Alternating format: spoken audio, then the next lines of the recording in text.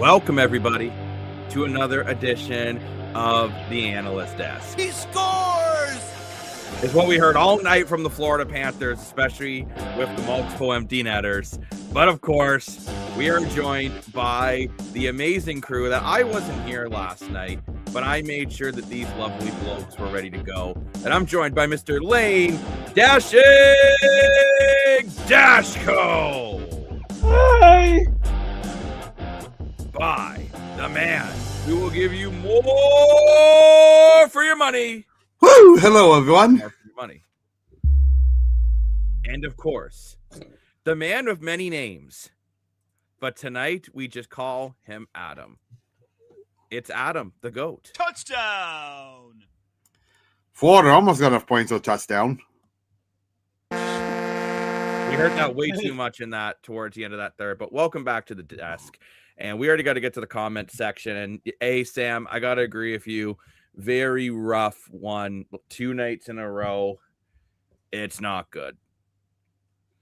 David saying back-to-back Berube diapers. Fun fact, I used a diaper many years ago to make my car run. Oh, I forgot about that. Yes, he did. Great idea. Explain that on another episode, or maybe later tonight, depending on how much of a crapshoot today it is. And welcome back to the desk, Cameron. Always good to see you. Welcome back. Let's go, Argos. Big I year, will say, have year. that in the description, where, as I'm saying, I'm in my Argos jersey because Argos sweater. I kind of feel like this. I hate to say it. I think tonight was the nail in the coffin. I mean, I know mathematically it's not, but I think tonight was the nail in the coffin for the Toronto Maple Leafs. Nail in the coffin, great diss track by Eminem, if you're for any old heads in here. But so, Jake, are we going to hear something to have Rocket now? Like, are we going to get the no. I'm going to wait. No, wait till it's official, Lane. Wait till it's official. I'll tell you. Wait till it's official. But You admit I'm one But off. what if they find a way to make us all look really stupid? Well, I say all of us. Adam has been Mr. Positive, which I want to say, if Adam, I'm not being positive. I said this last night. It's realistic. I was gonna say that he's gonna flip here. Playoffs. Like, no, it's not that I'm gonna flip. It's that I'm tired. Like, I already said this last night. Like, why was it here last night? Until they're mathematically eliminated, what's the point of saying anything about what could happen in the future? Like, to say anything other than the Leafs could still make the playoffs at this point is not. It's still a scenario in which they could still make the playoffs. Full screen you. Like, no, Dan, don't full screen me. I don't want to be Dan. Dan, do your thing. Why would Dan? So the Leafs are mathematically LA playoffs. Anything's possible. I do agree. Now, when he's saying tough to watch, I'm not sure if he means Dan screaming like a interesting human being or the Leaf game. The Leaf game was bad. We got the Sogar. Yeah, let's go. Love that. We'll be talking big CFL stuff coming up. We'll talk about later on tonight, but yep.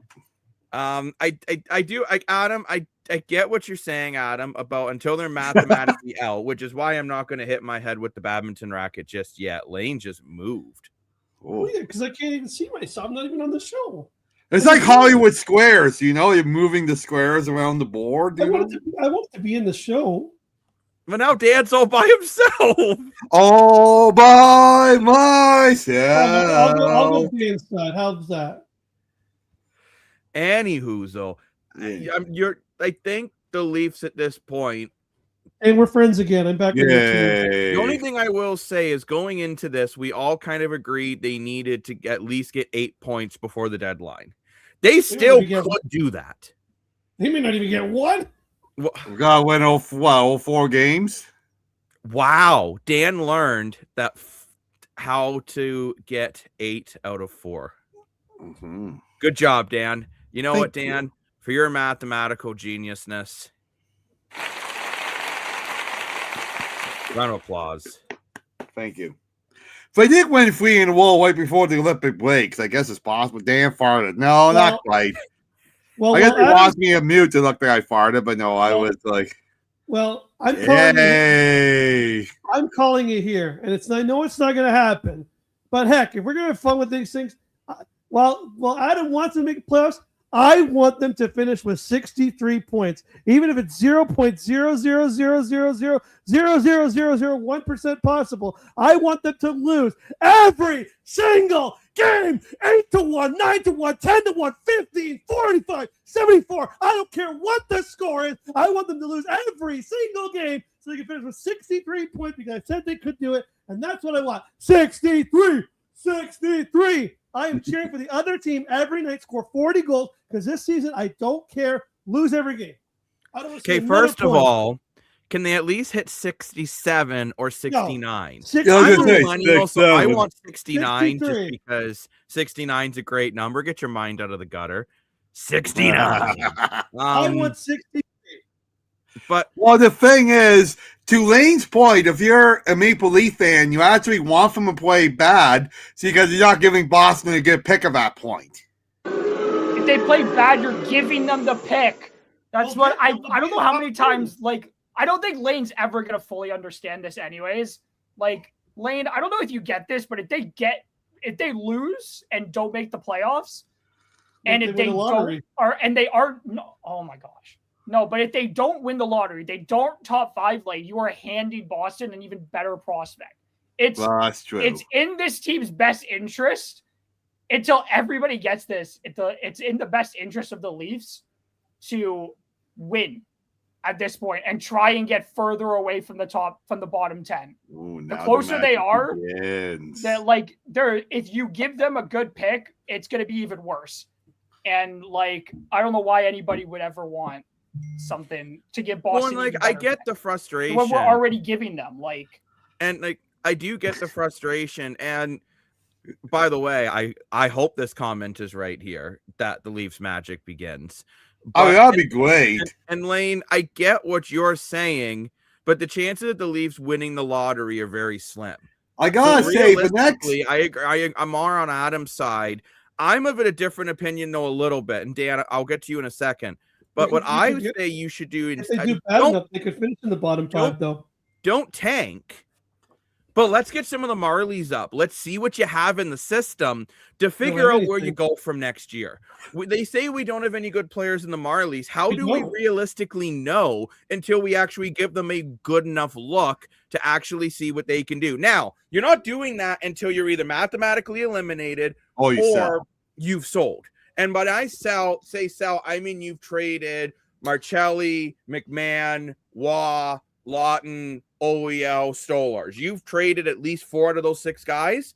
Okay, you've completely given up on this season. Although Hildeby is better than Stolars, in my opinion. But I just say let's get some of these Marlies up and see what they can do. Let's trade for Shane Wright and see if he plays better in a better system. I would like to see that. Let's move on from OEL. Well, he's worth something, and no offense, and maybe this is a hot take. Everyone's going on. He's about to, his family's about to have a child in 2 weeks. I'm sorry, but that's not Brad Treliving's problem. You have to do what's best for this team, and there's no ifs or buts about it. But Dan, go ahead on your point. Well, I just want to say the only thing I gotta say, and it's the only positive thing. I was looking at the next 4 games. And the schedule is in the Maple Leafs' favor. They play Philadelphia next. They play Ottawa. They play the Rangers. And I forget who the 4th team is. I want to say Winnipeg. But anyway, the next games that they're playing are all teams below them in the standings. Sure. So that could work in their advantage. Florida. Yeah, well, that's the problem, right? I think it's just a little too late, unfortunately. As I add to your comments, Jacob, I would love to see Porzelli, who played for Montreal last year, make an NHL debut if the Leafs do sell. They need a spark plug in this lineup. I think he could be a great spark plug. I wish he got a chance in the NHL sooner.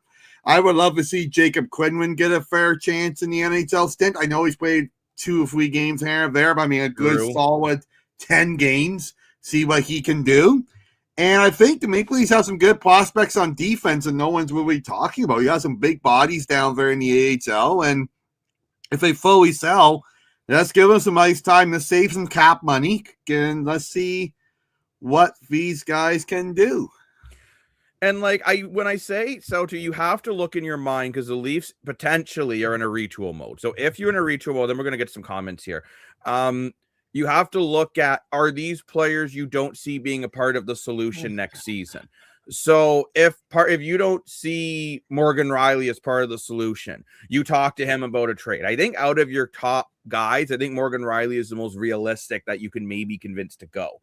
And I still love Morgan Riley. I still think he's a great I disagree with you, Jacob. I think the one you get to go is Austin Matthews at this point. He just won the gold medal. He knows now he knows what it takes for a winning team. And he knows now this team doesn't have it. Now he has that feeling of winning. I think he wants to go win. Oh, come on. He did nothing in those Olympics. He stood What there. do you mean he did nothing? He set down Connor McDavid. I hate Austin Matthews biasy. Whether you like it or not. I thought Matthews played well in the Olympics. How many points did Connor McDavid have in that game? And how many points did Austin Matthews have in that game? 1. 0. How many? Matthews had an assist. Mm-hmm. How many points did Connor McDavid have? Oh, never mind. 0. He was a minus player because he was a complete idiot on the game-winning goal, and so was Makar. But I'm done talking Olympics. But let's get to some comments. Some great comments there. Thank you, everyone. The comments are rolling in. We appreciate that. One in Dan's nose. Oh, I hope not. Luke Hames hat trick. Yeah, there's another guy that maybe gets a look. Yeah, the more I've read about the Shane Wright situation, the more I think a change of scenery might be really good for him. I would love to see a Marcelli and Wright almost just flip. Well, they're not going to take that trade. You on crack? Yes, well, I guess no. Sorry, I should have not said that. But seriously, I mean, I'm sorry, I should have not said that. But Rude. I mean, like, you know what, Dan? You just lost microphone privileges. Oh, muted. Go ahead, Dan. No, but I get that right now, points-wise, Marcelli and White are kind of even. I don't see Marcelli having much more potential what he is now. Maybe at the very max, a 40-point guy if he played a full 80-game season. I think Shane White, even though it hasn't worked out in Seattle, I think he has what it takes to build potential and be a better player on a better team, or even just a different team. I would love to see Shane White as a Maple Leaf. I think that's a great trade for this guy because you're technically selling, but you're getting someone that's still good for the future of the team. So I would love that trade. More comments here. Ottawa is going to run the Leafs down. I mean, Ottawa, we'll see what they keep doing, right? They're very inconsistent. 34 for Wright and 2 first. No offense, Wilder. I love your comments. Always happy to see you at the desk. That's not happening. Second strong right winger would make Toronto more dangerous. I do agree with you there. I would like to see Shane Wright come in, potentially hope that maybe he can build in your second line center by next year and move JT down to the third. Adam and I were having this conversation at work the other day. Yeah, that would be cool. Shane Wright potentially. Yeah. I think David agrees with you, Lane. Congratulations. Yes. Thanks, David. Someone's got my back, I think. Yeah, the media might honestly. I mean, I'm all I'm gonna say is, if we drive Austin Matthews out of town, let's look back and see how this has worked every time we've driven a very skilled player out of town. I'm not saying I want it. I'm saying that's just the one piece I can see move. Right, John Tavares is not going to move. Wiley's not going to move. Riley is more likely to move than Matthews. I would have agreed with you like a week ago, but at this point, I don't. I disagree with you still, but I'm saying though, let's look at Phil Kessel. Yeah. What did he do as soon as he left Toronto? Won 3 cups. Let's look at Mitch Marner this season. Took him a little bit to get going, but Marner's really rolling playing with Mark Stone in Vegas. Let's see what he does in the playoffs. Right? You're looking at, those are 2 star players we ran out of town. I was just going to say quickly, add to your Shane White experiment. He did have 44 points last year in 79 games plus 12. This year, he took a big dip offensively, only getting up 22 points, but he is a plus 5. And last year, he had a little more ice time, not much more. But I don't know. I would like to see Shane White in a different in a different thing. And the reason why in this comment here about Wright being a bottom 6 player, I just feel like he's always had more potential, and Seattle just hasn't unleashed the potential. That's all I'll say. I think I would take a gamble. Shane Wright would be a nice gamble. I'll put it that way. And I think if you only have to give up on Matias Marcelli to get him, I would take Shane Wright over Andrew Mangiapane right now, because that was the other offer, Marcelli for Mangiapane, which Toronto declined from Edmonton. Olympics is an ice pitch that gives Matthews more room and less coverage. That ice was actually smaller. Canadian white trash guy. Again, I'm not calling you white trash. I'm sure you're right. Great name, love it. But the ice was actually smaller. The difference is in Team USA, Matthews' job was to shut down the top line, and that's what he did. So that's the problem with Matthews. Not saying he's a bad player, but we're paying $13 million for a checking center at this point. No, that's because that's what Craig Berube is forcing him to do. True. Under Sheldon Keefe, he's a 69 goal scorer, number one. Yeah, great number. I don't know if you guys remember that article I referenced earlier this year about the percentages versus the top line talent, and how, like, you know, depending on your elite star level, how much you actually play against top lines. I want to see if, once again, if Matthews is the highest, technically elite center. Well, then you don't know the numbers until the end of the year. I don't know the number. It will be interesting to see. But like, it is a big problem for, and I get you guys are frustrated with Austin Matthews, and you know we're seeing comments. I thought he played okay tonight. I really did. I thought Matthews had a pretty good game today. I thought he did. Same with Tampa. I thought he played well. I don't know, guys. I just feel like we keep constantly running very talented players out of the city. Mm-hmm. And with the culture we have in Toronto, and again, I'm not trying to take any shots at our commenters per se, but I feel like Leafs Nation as a whole is a tough market, and Jacob, you know what? I don't even blame you for being so hard on these guys. They're being paid millions of dollars to put a puck in the net. And that's why I say, too, when people say, well, you can't trade Olio, he's about to have a kid. I'm sorry. Sucks to suck. But at the end of the day, I'll put it this way. If I'm not bad at my job, I'd like to add. I'm very good at my job. But let's say I wasn't doing well at my job, or my company decided to make a change. And let's say I was about to be a father. Luckily, neither of those things are true. They wouldn't say we can't let him go because he's about to be a dad. A business is a business. And I think for the Leafs, that's what they have to do. Or if not, I think Brad Treliving should have been fired months ago. I think that's the bigger question is, why do we really want Brad Treliving doing this retool? I have the gas to ask fired at the end of the year, so it doesn't really matter. Like, but this fan base will never learn, Jacob, that is very true. Like, they won't learn until like they won't ever learn because they don't care. I say that a lot of the Leafs fan base doesn't actually really even care about this team.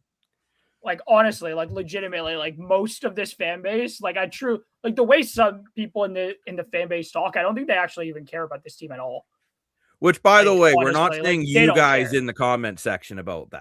That's why I said the fan base. I never said the comment section. I'm saying the fan base in general. It could be people in here. It could be people anywhere. They just don't care about the team. They just care about what they think. It's a big reason why I think no sports franchises should ever listen to their own fans. Because fans are just, like, I'm a fan. I'm saying the Leafs should never listen to half of the stuff I say. Because half of the stuff I say won't work. I know it won't work because I don't work in hockey. I don't know anything. Like, genuinely, I only know what I think. I have my own personal opinion. That doesn't mean it's actually smart and it actually makes any sense. Like, I don't work in hockey for a reason. Like, there's a reason I'm not like there's a reason Brad Treliving's a GM. Whether he's a good GM or not that's a completely different discussion. But, like, fans, half the time fans say stuff based on feelings and feelings alone. When this isn't, guess what? Nobody cares about your feelings at the end of the day. Like, by the way, I don't mind this comment. How you make decisions. I don't mind this comment, actually. If you could do it for the Chicago Blackhawks, if you could do a sign and trade, so you lock Bobby McMahon up for 3 to 4 years. Oh yeah, Bobby McMahon and Connor Bedard. That would be exciting. great move, but I do have a Gasso ass. Dan really wants to see the comment section. The reason why I haven't got to your comments yet is because Dan wants to look. Do the at comment gas first pump. if you want.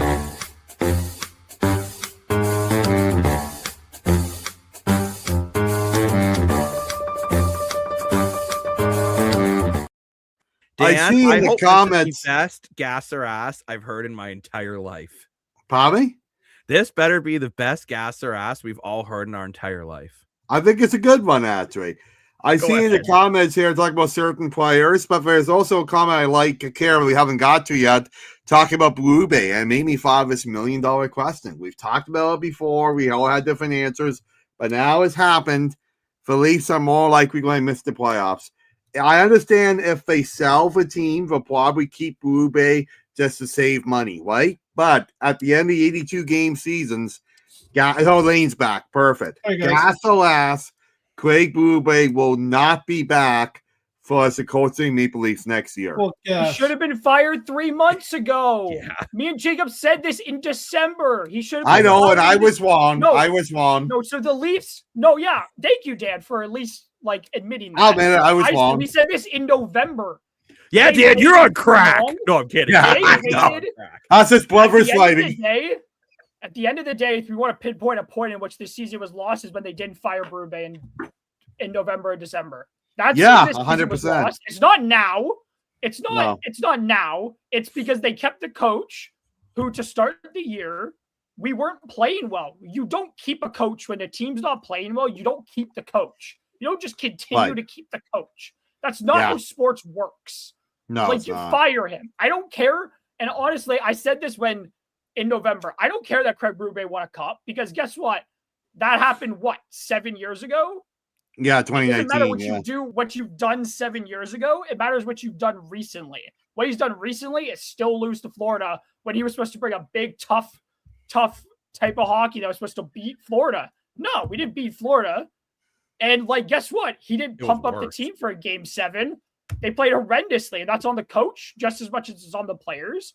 And even worse this year, this is on the coach. The players haven't played well, but the coach certainly isn't making them, isn't putting them in a position to win. That's all it is at this point. Very the coach forced. has not put them. Austin Matthews shouldn't be out there. You brought in Nicholas Waugh because you know what Nicholas Waugh is known for? Shutting down players for Vegas. That's what he did. That was his job. You bring Yeah, him in and 100%. you don't give him the job. You He still barely, give he it to barely even Matthews, plays. which makes know. no sense. I can't for the life of me understand half of this stuff. I honestly, given this year to last year to this year, it makes no sense. He's completely regressed as a coach. Well, It's just so bad. well, It's I just think- so bad. There's no way they can make any moves that makes this. Interesting that makes comment this here. any- Interesting. If someone That's even disagrees worse. with us. That's an even worse opinion. Sorry, that's just even worse. well, I don't know. It's what do you change at this point, right? Sorry, Lane, didn't mean to cut you Berube, off. It's so easy. Yeah, Go but ahead, the thing Lane. is, though, the Berube change, you got to remember, with all these no moves, your hands are tied. And at the end of the day, say what you want, and I have the take that Dan absolutely despises. This team was better under Sheldon Keefe. They were a better team. They weren't getting dummied this badly. They could win a 6-5 game. This year they can't. Austin I think Matthews Lane has a point here. 69 I'll get to Lane, but Austin Matthews went from scoring 69 goals to having troubles hitting 40. William Nylander went from being one of the most skilled players on the ice to looking like he doesn't want to be there. John Tavares went from being, I think Tavares is having a decent year. Matthew Nyes, another prime example, went from being to look like he's finally the Nazem Kadri everyone's wanted to a former shell of himself. Oh, but don't worry, Steven Lorentz is having a great year. And Scott Lawton's having a great year. And that's all fine and dandy. But the way this team is constructed isn't for a Craig Berube type coach. It's for a Sheldon Keefe type coach. And say what you want, but Sheldon Keefe had this team playing better. I'm not saying Sheldon Keefe was the right coach either, but you brought in the wrong guy for the job. I would have fired Craig Berube right after that game 7 against Florida. I would have fired Craig Berube back then because that was, look, you got to remember, besides of Dan, I'm the old fart in this group. So I've seen a lot of Leaf hockey. And that was the worst playoff Leaf game I have ever witnessed. And to me, if you don't fire the coach, it just shows who gives a crap. But Lane, go ahead. I think what really bothers me, and a lot of fans have said it, and for some reason we haven't been able to figure it out, and it's everybody knows what it's called. It's called the blue and white disease. Why is it? Now you answer me this question. I want to generally know, why is it that Brandon Carlo on Boston can run around and take people's heads off and hit like you would never believe, throw hits around where you could borderline be suspended for these hits. And when he comes to Toronto, he goes like, meh. We get Coaching? We get like Nicholas Waugh, the other guy who's physical, big, badass. He's a physical guy, comes through. Coaching? I don't think it's coaching though, because we've seen many players when they put this jersey on, they don't play the same way they did on their previous teams. They don't. He was good for Boston last year either. He wasn't. Sorry to say, Brandon he Carlo wasn't was not for, good. He hasn't been great in a couple years. Brandon Carlo. No offense to Brandon Carlo. I loved the trade when we made it because I thought Brandon Carlo could play a certain role for this team. But let's be frank here. We weren't bringing in 2019 Brandon Carlo. We weren't bringing in like prime Brandon Carlo. We were bringing in like one of the better, like Brandon Carlo that last year was like, he was a +2 with 9 points. And it's just like he wasn't, like he was playing lower minutes. Like he hadn't really been played. I don't even think he had been, like he had put up some decent, like he looked decent, but I don't think he's been the same since Chara left. Like him and Chara were a great pairing together. Yeah. And it's like at the end of the day, like we weren't bringing in the same Carlo. He's he's not even 30, he's 29, and he looks like a completely different player now. Whether that's who he's playing with, or whether that's like I refuse to believe that any player who comes here is just like, oh, I'm gonna give up because I'm in Toronto. Like, no, it's nothing to do with that. Like, I refuse. If we're really gonna come on here and like, I get some Leaf fans have been talking about this for years, but I'm like, if you really truly believe players have come into this franchise and given up because of the money they're getting paid and all this and that, it's not that. Like, I think the message is because different. At that point they're just being ginormous crybabies. I don't think it's that. Sorry. Though. No, I don't think it's that though. Hold on. Wait a minute. Let me put some statistics in it. So Brandon Carlo, before he was traded to Toronto, in 63 games, had 1 goal, 8 assists for 9 points, and a +2. Then in 20 games in Toronto, in the finish of the year, he had 3 assists, no goals, and he was a +4. You could argue him playing poorly, in my opinion, was a little better than what he was in Boston. Brandon Carlo, his last good season, plus minus, like you got to look. And I know you guys hate that I bring up the plus-minus stat as much as I do, but no, I think it's a fair point. Brandon Carlo in 2022-23 is a +44. Then 23-24 +23. Then 24-25 +2. Then 24-25 in Toronto +4. This year he is a +4 with 5 assists, no goals. It's Brandon Carlo has always been I think as good of a shutdown defenseman as who you play him with. And let's be honest, Carlo and Riley have been a complete disaster.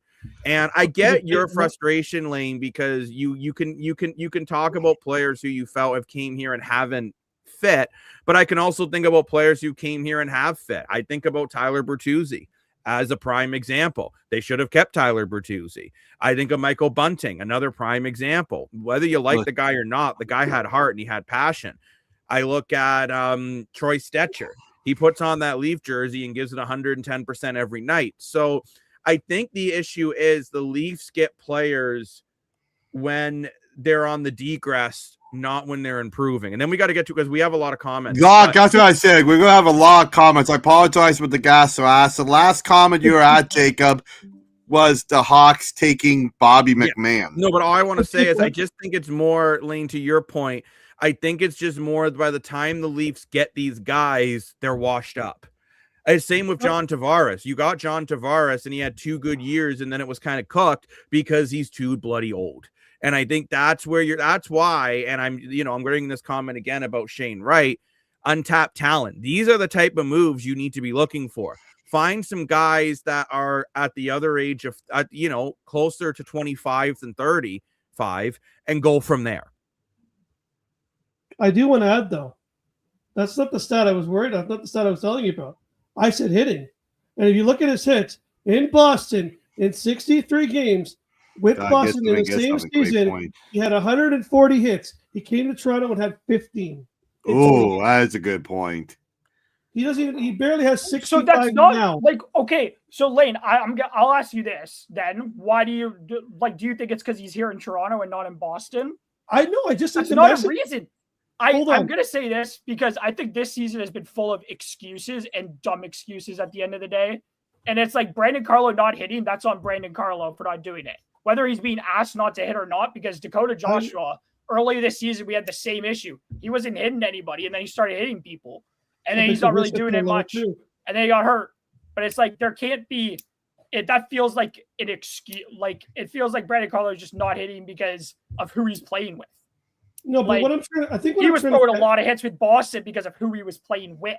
Right, but Adam, that's my point. Like I don't think it has anything to do with Toronto. It's just who his partner is. But Adam, that's what I think the actual problem is, and I could be wrong, but this team hasn't seen success in almost 60 years now. I agree with his comment. There's something in this organization that we keep coming back to when we can't find the missing piece. Whether you want to admit it or not, from decade to decade, from years to years, from all the teams, all the players that have played here, there's something in this organization that doesn't seem to click and does something that doesn't seem to work. And I don't know what it is. I don't know if it's because there's a toonie that's buried below the Scotiabank. I don't know because maybe they Toronto and they put on 93.5 and they don't play their favorite song. I don't know what it is. I can't tell you what it is because not enough banana bread. Maybe that's what it is.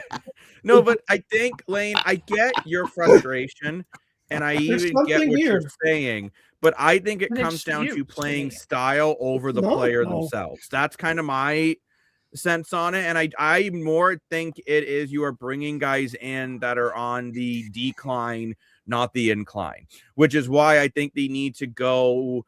I'm telling you, signing John Tavares when they did put this franchise behind. It is what it is. Dan, you could shake your head no all you want. They weren't ready. Look at Montreal. Montreal has never jumped the gun. They have taken their time and they have rebuilt. And I think Montreal, if they go get a goaltender, I think has a legitimate chance of going on a playoff run. Jordan Binnington in Montreal. Toronto jumped. They jumped the gun too much into it. And sorry, Lane, I'm not gonna go away from not saying it. That I feel like anything saying that, like I know I brought it up before that maybe it's just something like there's just a cancer in this organization, but it's like even saying that, like I'll say it because there's got to be something wrong, but it also like at this point to continue to say it and be like ignore the obvious issues of like decision making even by the franchise though in the past is one thing. Maybe there is something wrong with this franchise or something, but it all at the end of the day, I keep coming back to it. It just all sounds like excuses. It sounds like excuses going away from how bad, but about how bad management, like trading Tuukka Rask, horrible decision. Trading Phil Kessel, trading for Phil Kessel, horrible decision. You're trading that turned into the team being horrendous that year anyways. You're trading and you trade away what became Tyler Seguin, trading away trading for John Tavares, getting John Tavares, getting Freddie Anderson. Like there's just so much.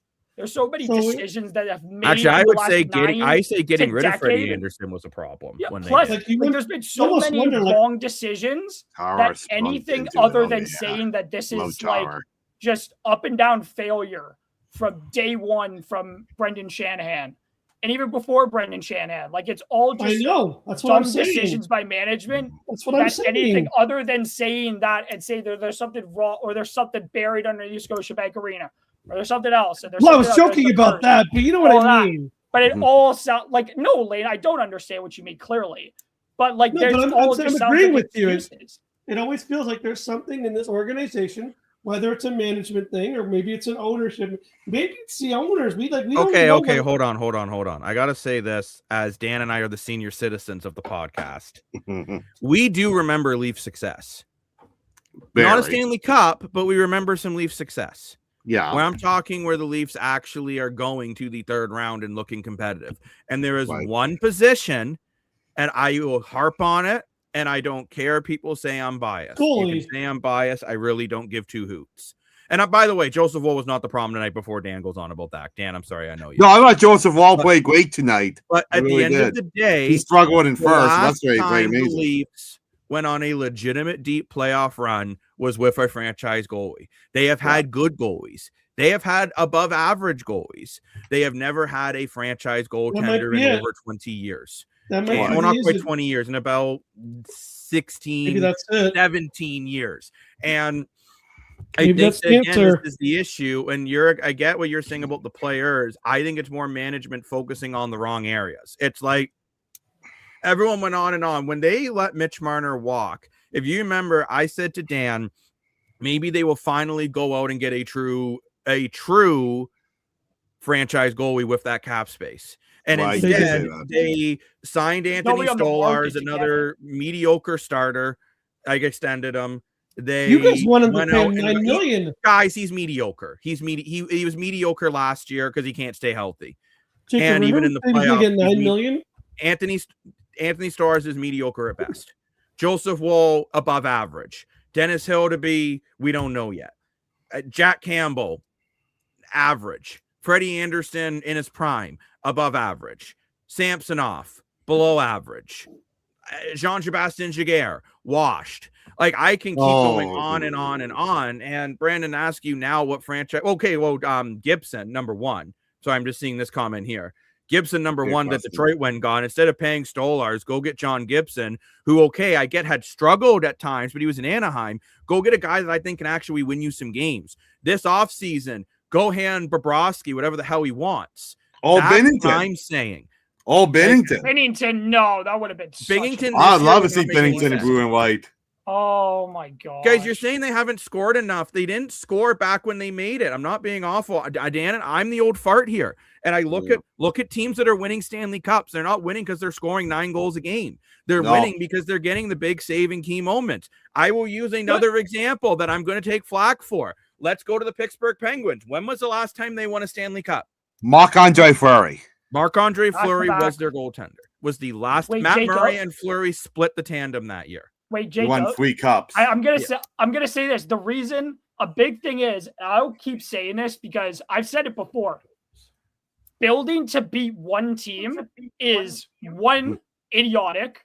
That's like beating. I hate when people say you gotta build to beat Florida, because guess what? The Leafs tried to do that. You can't beat Florida at Florida's game. The only team to do it was the Vegas, and that's because Vegas were better at it than them. Vegas, playing straight out that first year, dominated Florida at Florida's game. They just killed Florida the first year. And that's exactly why Florida lost that. You can't beat Florida. I said this during last year's playoff series. I said this to Jacob. I said the Leafs have to force Florida away from their own game plan. Do not allow Florida to implement their game plan. Guess what? The first 2 games, they won both by, guess what? Forcing Florida out of their comfort zone. Making it a track meet, not allowing Florida to put in their forecheck. You can't beat a team when you try and play their game. It's one idiotic. Guess what? Because you can't just you can hit all you want and stuff, but you can't skate. You can't outskate the other team. You're gonna lose the series. That's the only way to beat Florida, is to outskate them.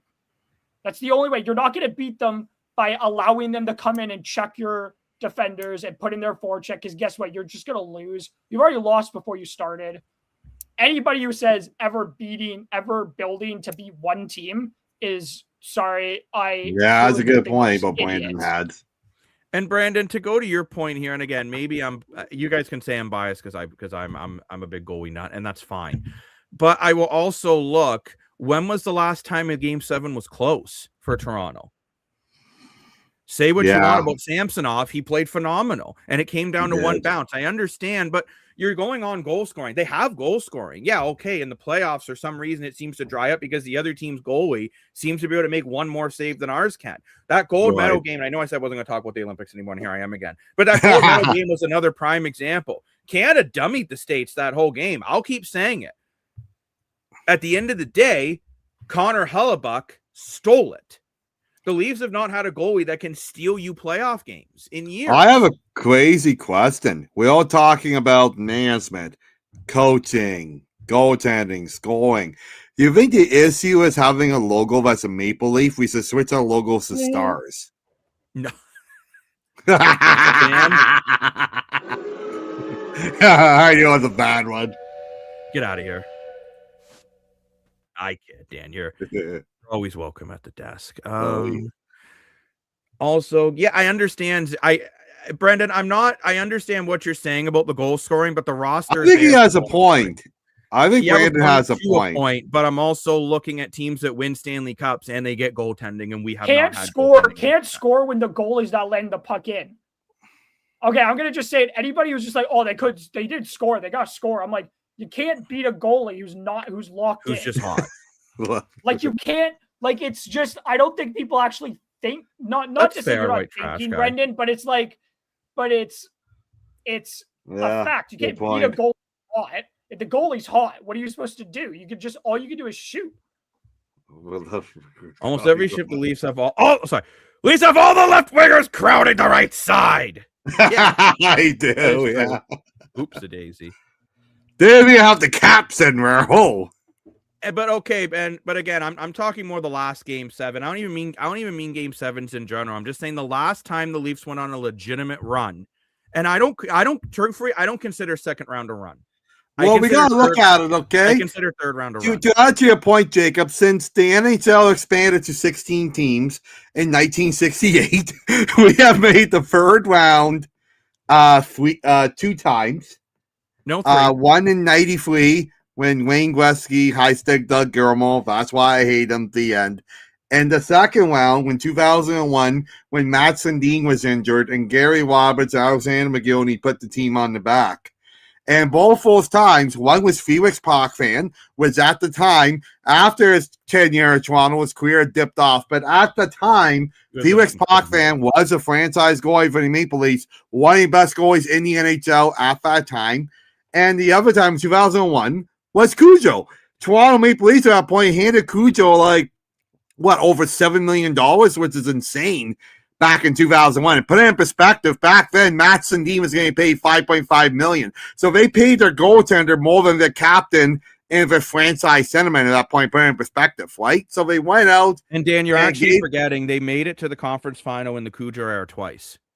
Oh, sorry. So that's why I said 3 times. I thought, and I think they made it twice in 92-93 with Felix Potvin as well, if I'm not mistaken. But the Leafs have never won a third round 4 times. History. But 4 times in 50 years. What I'm getting at is you look. And I'm not saying to build a team to beat Florida. I'm saying to build a team that can win when the games are tough. And to do that, you need franchise goaltending in this era of the NHL. You look at what are the last 2 teams that we could argue that have completely dominated in the playoffs? Florida and Tampa. What is the one key ingredient both of those teams have? Franchise goaltending. Franchise goaltending. Not good goaltending. Not average. And heavy hitters. Not slightly above average goaltending. They have franchise goaltending. And I understand we can all say that the scoring needs to be there. And I do agree, Brandon. I get your point. When you're spending that kind of money on goal scoring, that is a problem. But I just look back, and every single time you look at this team that's gone on runs, and you look at teams that are winning Stanley Cups, they're doing it with very, very, very, very, very good goaltending. I think Vegas is the only team that recently with Adin Hill, right? Adin Hill played phenomenal in that series. He played like a franchise goalie. You don't need a franchise goalie, and I'm tired of people. I disagree. Like, no offense, Jacob. It's annoying. No.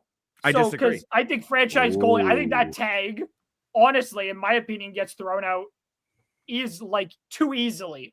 No, I don't. We've had this. No. I think we've had this discussion. You don't need a franchise goalie to win. Colorado's won it without a franchise goalie. Vegas won it without a franchise goalie. Adin Hill is playing like a franchise goalie, though. He wasn't a franchise goalie, though, Jacob. So, but in that series, he played like he wasn't. Jacob, he wasn't but you said a franchise goalie. He wasn't a franchise goalie. Okay, so you're naming 2 out of the last, that doesn't count. How many? Sorry, in the last.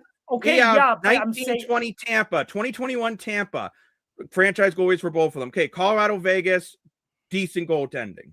Florida. So out of your last 6, 4 of them have had a franchise goalie. Numbers don't lie. St. Louis Blues, at the time, Jordan Binghamton was playing out of his freaking mind. Yeah. we go back. Pittsburgh hasn't won since they had a franchise goalie. Yeah. Most of these teams, when they went on these cup runs, had phenomenal goaltending. Correct. Quick. Jonathan Quick, that's another prime Yeah, example. that's a great example, too. Who's going to fix this team this year? Yeah. And I get what you guys Jonathan are Quick. saying. I just don't agree. I agree with you, Jacob. I think a franchise goalie is a key to success to winning cup. You look at teams that won the cup, they all have things similar. They have a franchise goalie. They have a key step-down defenseman.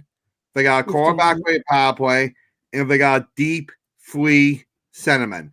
Those are the recipe. I'm not saying that word correctly. That's the recipe. Thank you. That's what I'm trying to say. That's the recipe to win to the Stanley Cup. I really believe that. You look at Colorado, Nate Dogg, Nazem Kadri. I forget who this other center was. Oh, but, Landeskog. Yeah, that team is stacked. Yeah, and to be fair, I'm not saying you can't win a Stanley Cup without franchise goaltending. Yeah, so it looks like Brandon agrees with Adam here in the comments. It's a hell of a lot easier. Yeah, and Brandon, I see you agree with Adam, and that's fine. You guys can have your opinions. I just feel it. Well, about you, Lane? Do you think you need a franchise goalie or not? Stop, right? I just think you need one of. My opinion is you need one. You either need a franchise goalie or you need a franchise defenseman. Unfortunately, I know you guys love Morgan Riley. Oh, he's not a franchise defenseman. But he's never not been. At this point, no. He's not. I don't think he ever was. I don't think he was good.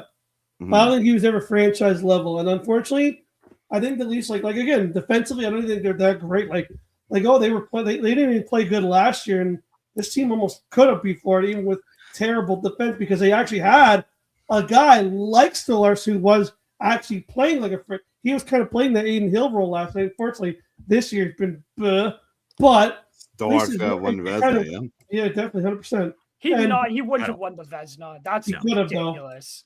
He could have last what year. What I was trying to say, Jacob, was you don't need. I'm not saying you don't like a franchise goalie is cool to have. Do you need it? If you have a really good defense like 2012 LA had a phenomenal defense. I'm not saying Jonathan Quick, but if you take out Jonathan Quick, okay. Can I continue, Jacob? You can. I never said Jonathan Quick wasn't a franchise goalie. You take him out and you put in a good goalie who can play well with that defense that 2012 LA Kings defense was very good. It's a very good defense. Oh, for sure, yeah. Because they couldn't score, so they won low-scoring games because they have phenomenal defense in front of Jonathan Quick. I still think they could have won the cup with good goaltending. They would not have won the cup without Jonathan Quick. No. Okay. I said they could have. I never said they would. I said they could have. As long as you have good goaltending, they don't need to be a franchise goalie. They don't need to be. Is it cool? Is it good to have it? Yeah, but it doesn't need to be. You can say it, Jacob, as many times as you want, but you don't need it. That's all I'm saying is that you don't necessarily need it. It's not a prerequisite to winning a Stanley Cup. It's to have a franchise goalie. You just need good defense. You need a good goaltender. You need to basically win a cup. You need good defense and a hot goalie. That's all you need. Matt Murray, the only reason Matt Murray was in net half the time for Pittsburgh was because he was hot. That's fair enough to say that both runs, he just was the hotter goalie. And that's why he was in the net, was because he got hot. Like, that's all you need is a goaltender to get hot. If Samsonov got hot that playoff run instead of sucking for the first 3 games, who said the Leafs don't win against Boston that year, the last year, with Samsonov in net? Who said he gets hot? If Hellebuyck gets hot last year in the playoffs, Winnipeg, you never know, could have gone on a run. By the way, Samsonov was not the problem when they lost to Tampa in that series. Like, I said Boston. He played great. He was terrible before Game 7, but that Game 7 he played phenomenal. No, yeah, he did. But I'm just like all I'm getting at is okay. Before, he doesn't get to 7. Let me reword it then. It is possible to win a Stanley Cup without a franchise or phenomenal hot goaltending. However, the job just got 100 times harder. And you need no, but you can say it has. Look at Edmonton; they keep falling short because their goaltending's dog poop. But Jacob, Hellebuyck's a franchise goalie, and Winnipeg hasn't done anything since 2018. Well, when because they went to the Western Conference Finals. Just a franchise. So goalie. They have zero depth. You see what I'm But you see what I'm saying, though, Jacob? Like a franchise. Yeah, but you're taking me completely out of context. No, I'm not. I'm asking. When did I say a franchise goalie you can win with nothing else? That would mean Calgary would be a top 10 team in the NHL. I never said you did say that. I'm just saying. I'm giving you an example. But it's a bad example. That's all I'm doing. But it is an example. I'm giving you an example of a franchise goalie who, because Winnipeg have had some good defense the last couple years. They haven't had bad defense. They've had. I'm sorry, Winnipeg's terrible. They even made the playoffs last couple years. Hellebuyck was playing out of his mind. No, yeah, but so let's go to 2018. Look what happens. As soon as Hellebuyck becomes average, Winnipeg's a basement team.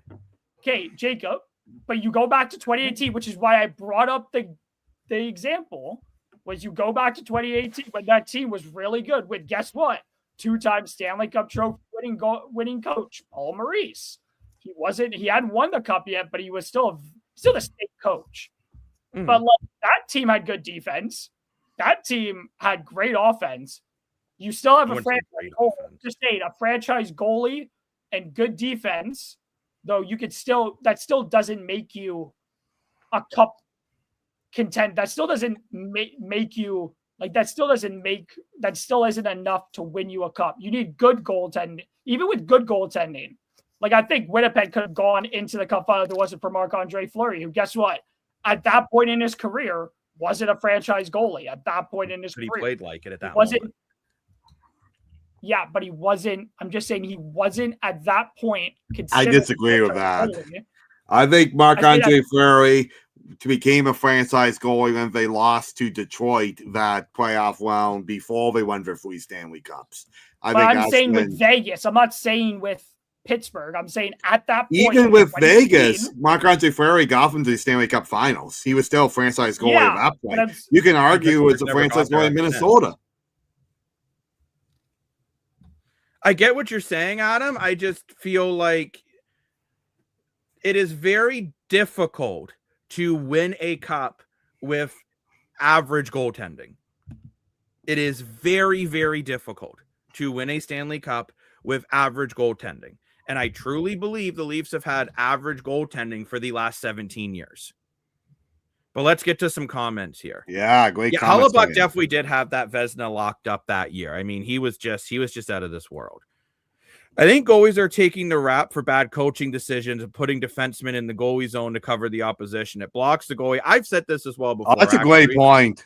That I do feel if you're continuously trying to get you either need to block the shot or GTFO. Well, look at Don Terry. Let's talk about the flamingo, right? Defenseman just go out there with the stick, the flamingo, and then the puck gets tipped in by the stick, right? I think the Leafs need a top 6 winger to play with McMahon and Domi Arnett. I think McMahon can be a top. Too bad we didn't have Marner. Oh, Dan, grow up. You wanted Marner gone forever. Oh, I do, but I had to replace him. You are being called out. What did I do? Surprised that he's still wearing your Leaf sweater. Are you just cold? Yeah, I actually am. That makes sense. I live in the basement. It's freezing in here. I don't have any other shirts. All I do is buy stuff teams I like. I don't have Tyka. I have a Tyka t-shirt. I don't like a sweater. Even if I don't win, so it doesn't matter what I wear. Every team the Maple Leafs curse. We gotta change our logos to stars. I think I figured it out. It's the Lane Dashko curse because I wished Craig Berube would have a good season in every season. No. So no. If you want to win a Stanley Cup, just don't let me near your city. Oh no! I'll say. Oh no! Every city. Oh no! No! Lane, you are good luck because when you started coming on our podcast, our numbers went up. That's right. 100%. Therefore, the analyst desk believes, and we're more important than the Toronto Maple Leafs or the Ohio State Buckeyes, whatever they're called. Did I get that right, Adam? Are they the Ohio State Buckeyes? Yeah. Yay!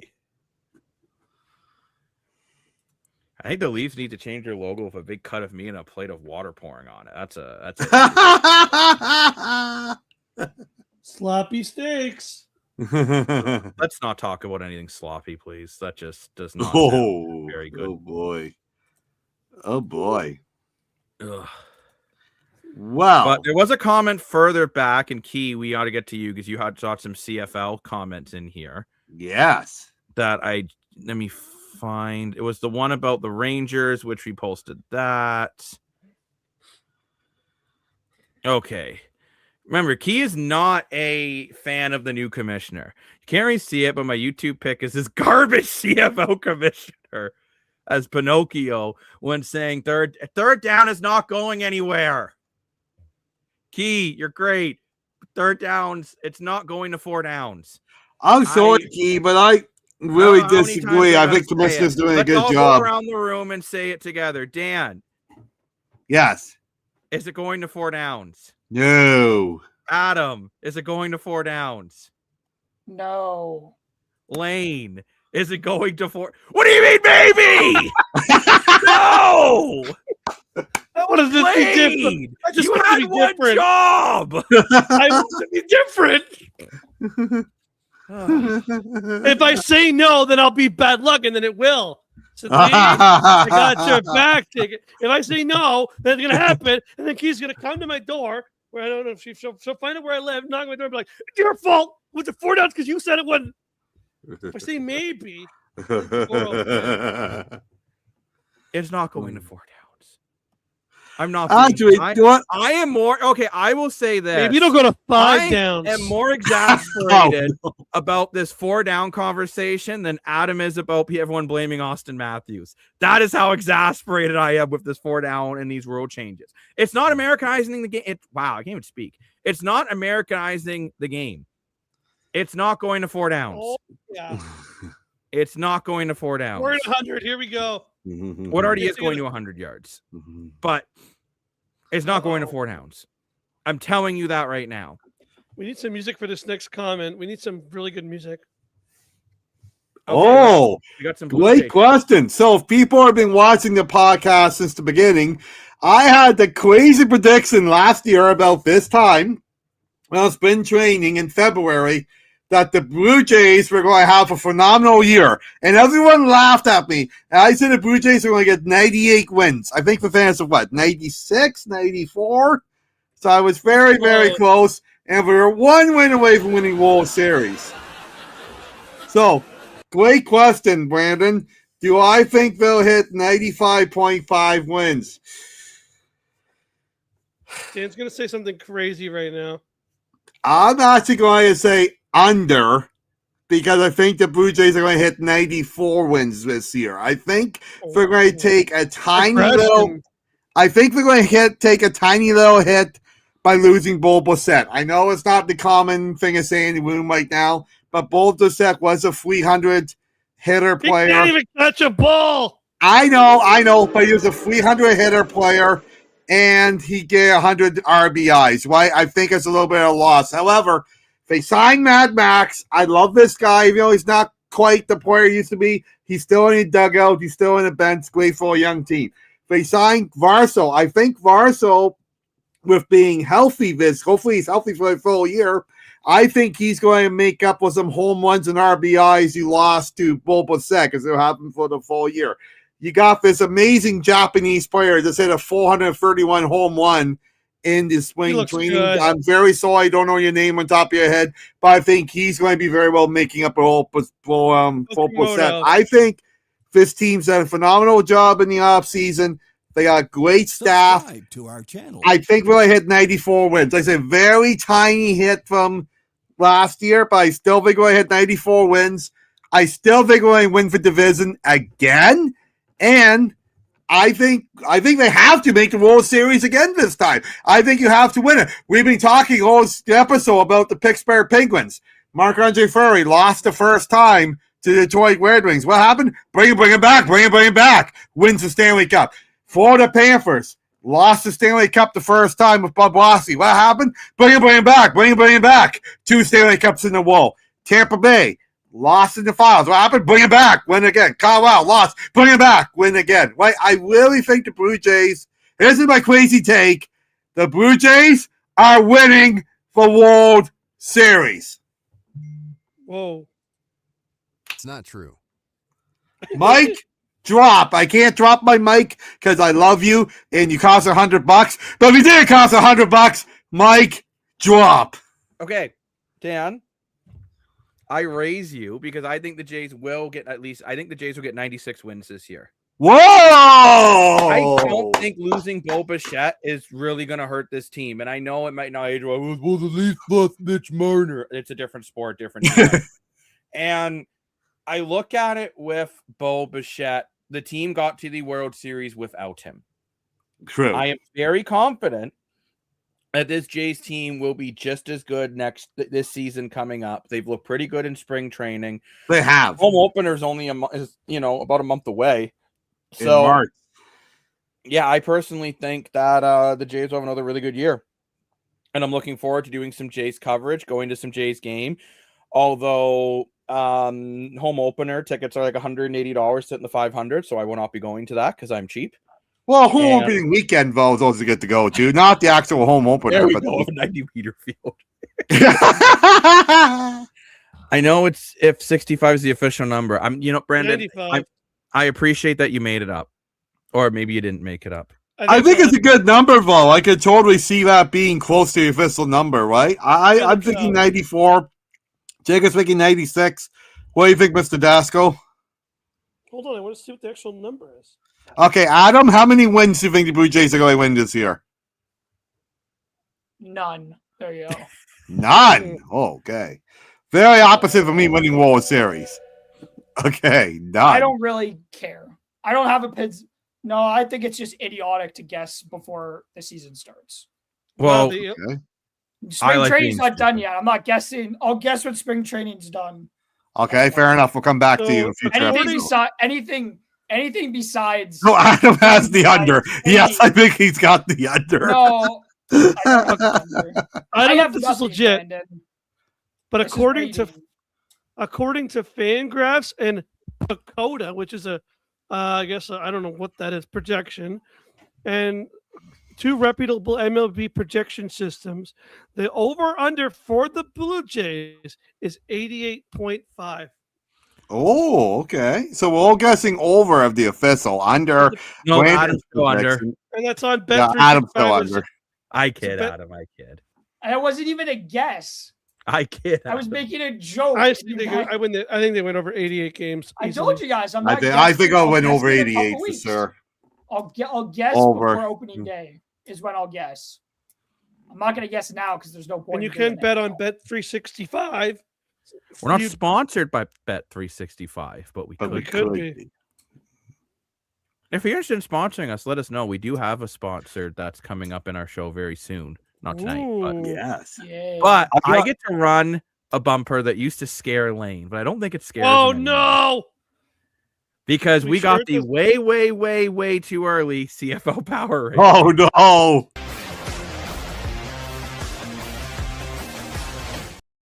My heart jumped out of my chest. Here are the way too early power rankings.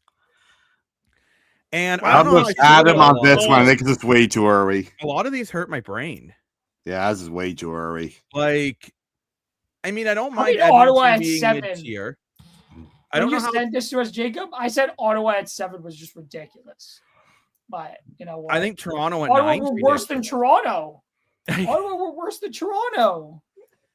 And they're above us. They haven't done anything. I think Toronto's gotten better this offseason. I get they lost McManus, but they fixed the backfield. Like, and yeah, okay, they lost Brissett, but they have more receivers than they know what to do with. 100%. Like, I think also too, I don't agree with Calgary being so low. I think Toronto. Yes, 9 teams is it for the CFL. I think Calgary could easily flip. And yes, that's all the teams. I know. I'm still a CFL fan. I love them. Okay. But we're getting our Spooners at some point. Schooners, not Spooners. Although, sorry, Schooners. I feel like if I asked Adam if he wanted a spoon, he'd say no. No. See, unless it's opposite day, then it's not opposite day. But I think it's interesting here because I don't love the fact that Winnipeg and Calgary and Toronto are also low. Yeah, for sure. I agree. I'd like to see them higher. That's my 2 cents on this. I think Hamilton's would be higher too. Hamilton should be number 1. I'm just kidding. No, but you could seriously make that argument. They got McManus, who's one of the biggest fishes, right? Yeah, my bad. I thought it was schooners. I meant to say, not spooners. I think it's a hot take putting BC as high as they are, considering they fixed none of their issues. No, exactly. They lost Micah Alway and replaced him with the towel boy. Yeah, literally. Like, I think personally, BC, I would put lower. I'd put BC probably at 4. Hamilton, I'm good with middle pack. I think. No, I'm not. I think Hamilton's higher than that. I think Toronto and Calgary, I would flip them ahead of Ottawa and slightly ahead of Winnipeg, because I don't think Winnipeg has really fixed their issues either. They still have a quarterback that, let's be honest, can't stay healthy. They don't have a backup. They don't have a short yardage, and they have an aging defensive core. Edmonton, I like them where they are. Montreal, it's kind of tough for me to say with Montreal because they've lost some players but added some players.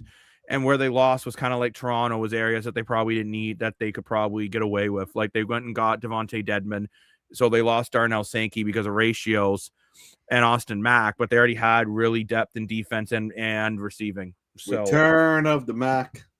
Yes, it did. But yeah, these are the way too early power rankings. And I will be putting out my way too early power rankings tomorrow. I'll probably do a short little video that I'll post up tomorrow about my way too early power rankings. But we can get back to hockey now. But I just wanted to get that in when we had a break in the comment section. Yeah, we got some more comments coming in, so thank you, everyone. We got one other CFL comment you might want to put up before we go back to hockey. The first comment I ever made to you guys, I'll never forget, are the Schooners ever coming? So I'm glad Dan mentioned. I don't think they actually are. I think we will see an expansion. I have faith in this commissioner a lot more than you do, Key, and I feel we will. I do too. I like him. Expansion within the next 5 years, as he said. I think that was the it's goal. Gotta be and sooner I than think 5 years. possible. But anyway, we had a great question up in the comments about what for. So the red black is like a handyman. It's a lumberjack. So we go to the Ottawa Stadium. The lumberjack is a mascot. Every time we score a touchdown, they cut the log. With the red rock logo. Pretty cool. So the logo is actually a saw blade with the R in it. So I know. I wondered too my first time what the bleep's a red black. Well, that's what it is. So very creative. But great question, by the way. We did have a question up here. My mouse died. Who the Leafs are trading? No. What? My mouse died. Oh, no. Okay. Well, I'll just read it here for you, Jacob. We had a question about who the Leafs are trading first. Oh, thank you. I'll put that up. Who the Leafs Bobby McMahon. That's what Brandon's saying, too. Bobby. I think Bobby is a very valuable piece. And isn't that Elliott the bird? Yeah, it is a bird. Oh, I was late. You're saying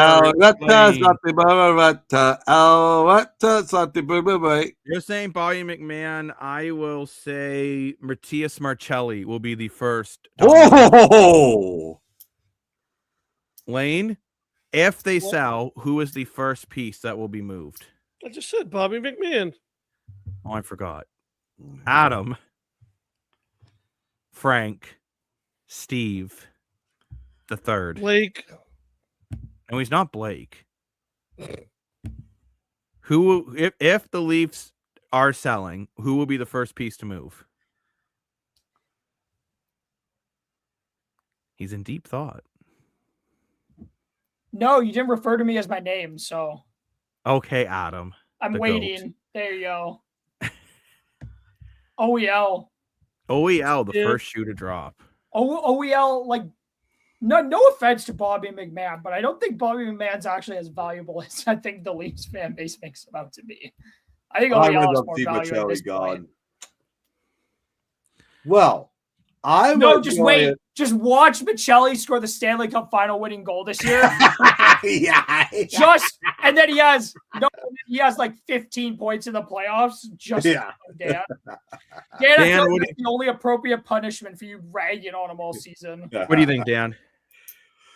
I was going to take Adam's answer, but to make things interesting, I'm going to go off the board here, and I'm going to take a guy who I have criticized in the past, but I really like this season. He always dipped down a little bit, and say Nicholas Robertson. I think he has a lot of upside, that he would get a lot more credit if he wasn't in the blue and white.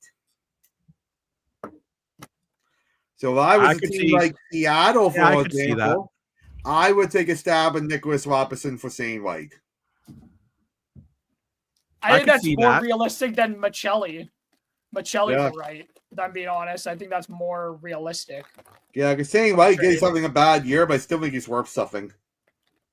Yeah, but boys, I know I've raged. You get nothing from us, Habs. Nothing from us. Can the Leafs trade the Habs? You know what? You can have we'll trade. You can have Brandon Carlo. Give you Stolars for Lane Hudson. How about that? Oh my gosh. I would love that. But no seriousness, White. I mean, Stolars could be a good answer from Montreal. What are we looking at? I am being serious, Dan.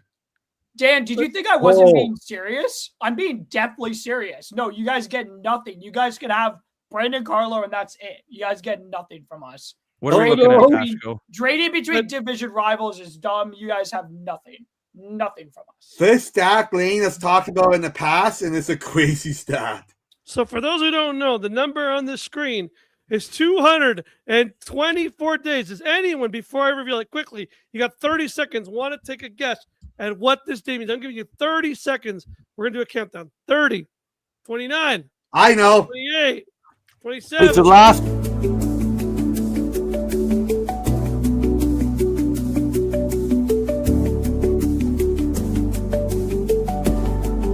Your answer, and I hope we know what's the answer. Comment below. Dan can't answer because he already knows. Because Lane Dashing Dashko told him so. Okay, so nobody guessed, but that's how many days it's been since the Maple Leafs have made a trade in the NHL. Why is it so long? Title, you're sexy. You literally could have had a kid in this amount of time. I'm not joking. You literally could have had a kid in this amount of time. Why so long? Number one, Lane, I'm very thankful that I haven't had a kid in that amount of time. The last trade we made. It was about 9 months. Was the Leafs acquired Dakota Joshua for a 4th round pick on this day. That's the last trade the time this team has made a trade. This day. The only thing I will say, why so long? Why? Is it Marner for Wall technically? No, it wasn't. We traded Marner for Wall. We did. Technically did. That was a trade. You're not wasn't that technically a That's trade? technically a trade, actually. Yeah, actually, that statistic is wrong. No, it doesn't count. Okay. It doesn't count. No, but technically it's a trade. Then we trade for Joshua after I never said it was the Marner trade because the Marner trade was before. It was before. It was before. Technically, it's a trade. Yeah. So this was after. However, though, the days thing's kind of weird because you're counting days where like you can't make a trade. But still, I get Lane's point. I get what you're saying, but I mean, it's also the same thing when I used to see about the Edmonton Elks not winning a game in like 1,000 days. I'm like, yeah, but there wasn't a season. That stat was crazy. Yeah, we don't play football. We're not talking stats. We're talking man buns. Let's talk about it. And the funny thing is, I think we're still going to not see one for another 9 days. So it's going to be like 233 days. We see a trade tomorrow. No. Yes.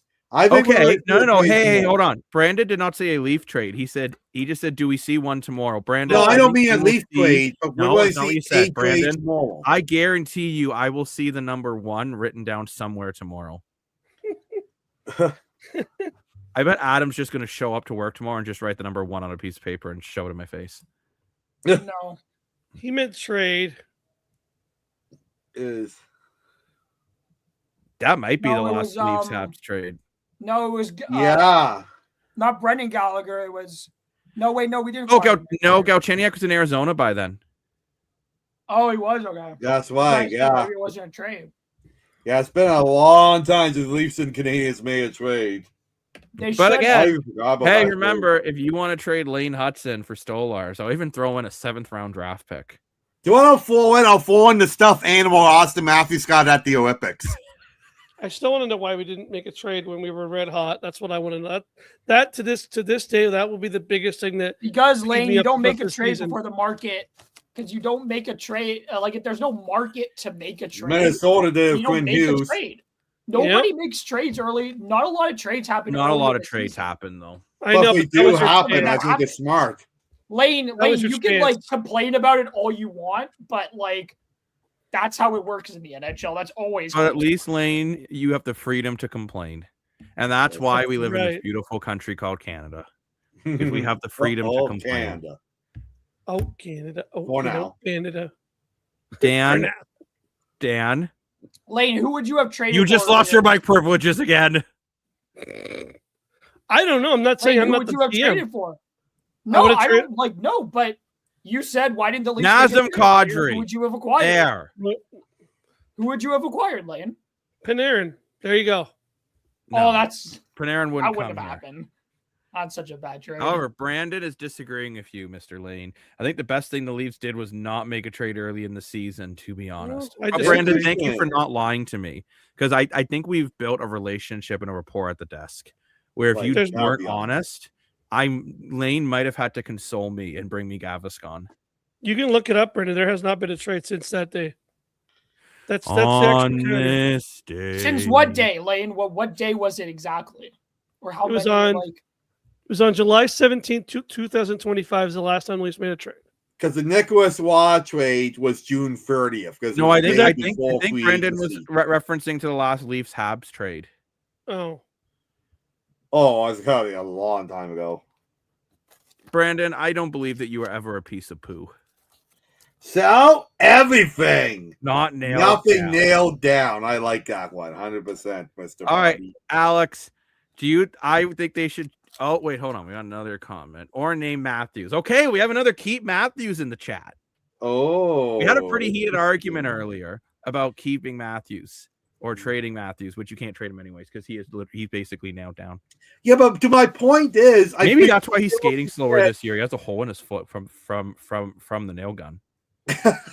No, I was going to say my point is all season in the past we say Matthews wants to stay, Matthews wants to stay, Matthews wants to He stay. does. What I said earlier in the show, Mr. Body, is I think Matthews, after winning this gold medal and after playing on a winning team, he has that feeling in his veins that he wants to win again. And that's the question we haven't really talked about yet. Since I mentioned this weeks ago. I mentioned this weeks ago that the reason Matthews re-signed for 4 years, and he can't dispute this, Jacob, really, but he signed. The reason he re-signed was because the Leafs, he wanted to contend. He said the Leafs have to he said he would only re-sign if the Leafs plan to contend for the 4 years he's here.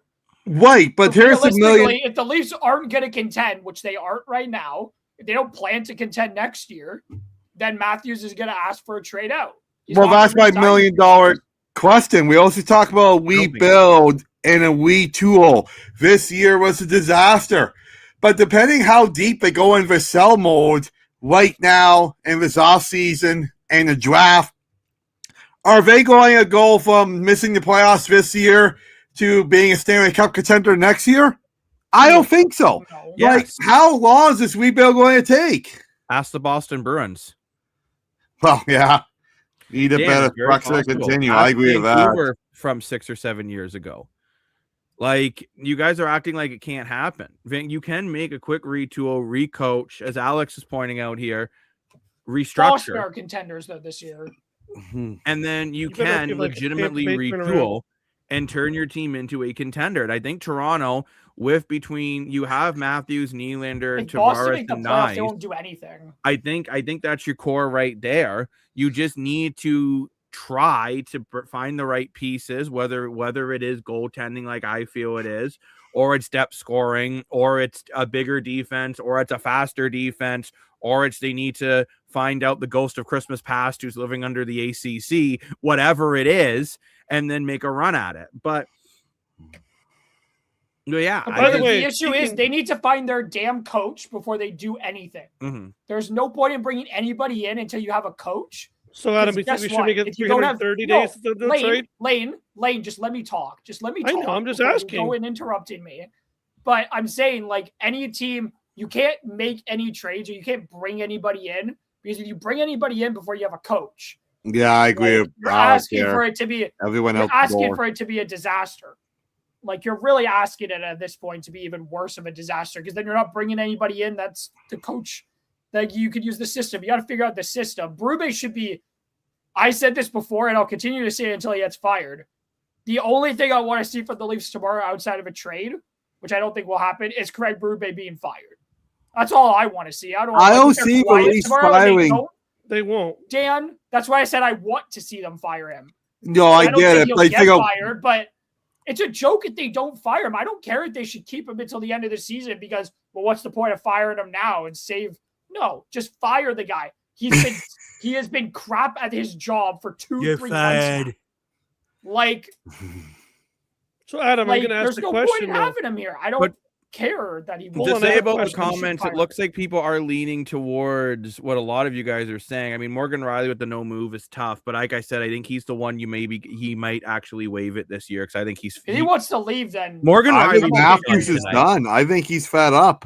It's not Matthews, but expiring contracts, Berube out the door. I think, Alex, if you have a hammer, well, actually, maybe don't hammer a nail on the head at 11:19 at night. Your kids are probably sleeping, but yeah, it's one of those things. And yeah, you know what, Brandon, we don't always have to agree at the analyst desk, but we can all get along. And at the end of the day, Adam can make us all muffins. No, I won't. That's my question. Yes. Go ahead, Lane. Is it that you're going to make me muffins? No. Oh, that's sad. I want to know. So then, I don't know. I'm assuming you're okay with the number being, because if they don't, if you truly believe they shouldn't make a trade until they fire Berube, which they're not going to do at the end of the year, that means I never said they shouldn't make a trade before. I said they shouldn't sign anybody. That's this off season. I'm talking about the off season. I never said anything about this season. I said they should sign anybody. Okay, you didn't hear what I said, but I said you can't don't sign anybody until you've made up your mind about your coach. My bad. At least a trade. I was like, man, I can't go 340 days without a trade. That's no. I said they should just fire the guy. Lane is getting trade withdrawals. Honestly, unless there's a good move, unless you're getting something good back, I don't think the Leafs should make any rush trades at the deadline. Like, what's the point of trade Bobby McMahon for like a scrap of nothing? Like, you trade them for what you think his value is. That's what everybody else does. If their values don't come up, don't trade the guys. Yeah, you can't blame Matthews and Nylander for 60 years of failure, though. But that is your basic option. You either need to move Berube or move the core. And I don't think it's just on Matthews and Nylander. I think you have to have Riley and Nyes in that conversation if you're going to have that conversation. I don't think it's the right conversation to have. Wait, but Jacob, if we're going to have this conversation, Canadian white trash guy, you're talking about basically trading everybody away, which is not possible. So you've not completely thought this through yet. Got to do it again. Right? You can't trade. There's a bunch of no trade. There's a bunch of no trade clauses. Not everybody's going to waive their no move clauses. You also, Berube. I said this earlier in the show. Berube hasn't been a good coach since 2019, since they won the cup. That's just no. I'm not. It's not like I'm not being like, was St. Louis any good until Berube got like in the time between the cup win and when he got fired? Were St. Louis any good than the 3-4 month stretch they had to end 2018-19 season? Like, they never touched that form. They weren't very good the next couple of years, or they weren't amazing, but they weren't like anywhere near Stanley Cup contention with him. Honestly, like outside of a 3 to 4 month stretch. And then like last year where we were like mostly good, but then like weren't amazing to end last season. We're amazing for stretches last year. Like, I'm going to be honest, a Craig Berube style coach that's dying in the NHL. He's a dinosaur. Like, he's an older coach who thinks one style of way, but honestly, that style isn't working. So why keep him? That style isn't working. It clearly isn't with this team. Why keep him? Yeah, I agree with Alex. Like, his philosophy just doesn't work anymore in the NHL. Like, Florida hit, but they're also very skilled. Like, Alexander Barkov, very skilled. Matthew Tkachuk is a skilled player. He can hit. He is skilled. But he's a skilled player. Can he weed, though? Like, Same thing with Sam Reinhart. Can he Same count to thing with 4? Sam Bennett. No. Like these players, like it's not just about hitting. That's the that's the difference between Florida and everybody else. They're not just nasty, but they'll outscore you as well. They outscored what many people may consider a better offense in Edmonton, but they outscored Edmonton.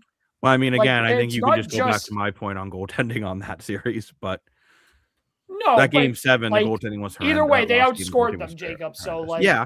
we're not going to go back to that conversation again. But like, interesting it's just comment here like- from you, Alex. I did watch the game, unfortunately. And yeah, they were falling over their own skates. They couldn't skate backwards. They didn't back check. They didn't fort check. They didn't, especially the first period was probably one of the worst. Didn't really periods do I've much watched of in anything, to be hockey. honest.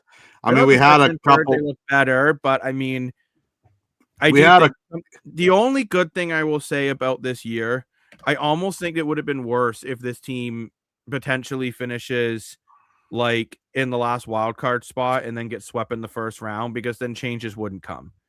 Right. Like I do actually feel where this team is about, and I don't mean to bring the CFL in as my example all the time, but I'm going to do it anyways. The Toronto Argos had to become the worst team in the league to then go win two Grey Cups in 4 years. I'm not saying the Leafs are going to win 2 cups in 4 years, though it's possible. But I think sometimes you have to get worse before you get better, and the Leafs have certainly gotten worse. So We're let's at that hope they point get now. better. I mean, tonight we did see some good efforts. I thought Simone Benoit probably played one of his best games of the year. He He played a looked good really period. solid. Nick Robertson, limited amount of ice time, had some really good chances, skated really hard. Everyone laughs at me, but that whole full flying, Steven Wentz, Scott Lawton, they were hitting hard. They were skating hard. They were playing well. I thought Matthew Knives has some nice looks around the net tonight. JT of the 6, my boy, got the only power play goal for the team. I thought Wiley, well, yeah, tough night. But, Matthews looked good. So it wasn't all negative, but that first It was period. mostly negative besides of Joseph Wall. Oh, there you go. Yeah, that white Canadian trash guy. Yeah, Tampa and Carolina are pretty good picks because they do play hockey the right way. Yeah, 100%. They do. I mean, I still think Carolina needs a goalie. And if you want to hear our thoughts on Carolina and Tampa, we do have 2 really good episodes coming up that are already out that cover the Eastern Conference before the trade deadline and their grades. We will also be putting out a one for the West. I think we're just going to do the whole West in one episode at this point, just to get it out for you guys. Probably going to record that over the next day or 2 to get that out for you.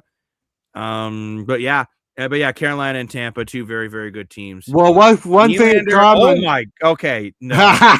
How about Stolars for Caulfield?